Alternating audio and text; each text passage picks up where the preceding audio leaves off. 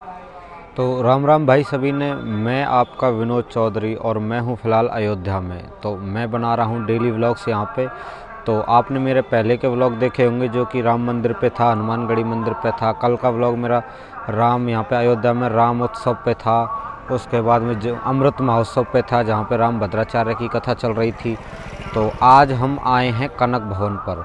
तो हम बताते हैं आपको कनक भवन से जुड़ी सारी जानकारियाँ और दिखाते हैं आपको कनक भवन। पीछे आप देख ही सकते हो, मैं खड़ा हूँ फिलहाल कनक भवन पर।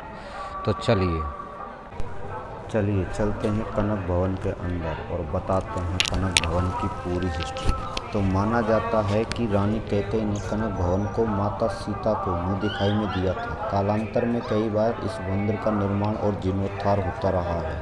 वर्तमान मंदिर 1891 में ओरछा की रानी का बनवाया हुआ है। अयोध्या आने वाले श्रद्धालु हनुमानगढ़ी श्री राम जन्मभूमि के साथ कनक भवन अवश्य जाते हैं। कथा है कि त्रेता युग में मिथिला में महाराज जनक की सभा में जब भगवान श्री राम ने शंकर के धनुष को भंग किया, तब जानकी ने उनके गले में जयमाला डाली।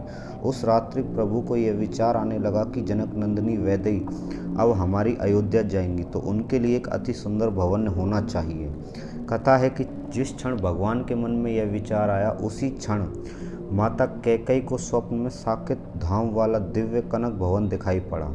महारानी कैकेयी ने महाराज दशरथ से स्वप्न में दिखे कनक भवन की प्रतिकृति अयोध्या में बनाने की इच्छा व्यक्त की। शिल्पी विश्वकर्मा कनक भवन बनाने के लिए अयोध्या आए। दशरथ जी के आग्रह पर शिल्पी विश्वकर्मा कनक भवन बनाने के लिए अयोध्या आए। उन्होंने अति सुंदर कनक भवन बनाया।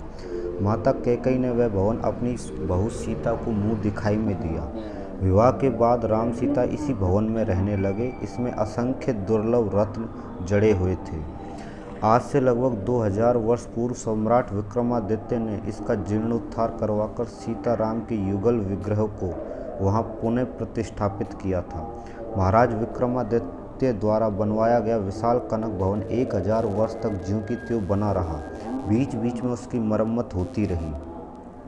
इसके जीर्णोद्धार की दूसरी सहस्त्राब्दी में अयोध्या पर अनेक बार आक्रमण हुआ, जिसमें लगभग सभी प्रमुख देवस्थान क्षतिग्रस्त हुए। कनक भवन भी तोड़ा गया।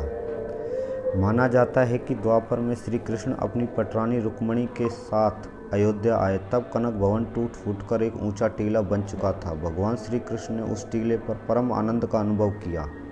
उन्होंने अपनी दिव्य दृष्टि से यह जान लिया कि इसी स्थान पर कनक भवन व्यवस्थित था। योगेश्वर श्री कृष्ण ने अपने योग बल द्वारा उस टीले से सीताराम के प्राचीन विग्रहों को प्राप्त कर वहां स्थापित कर दिया।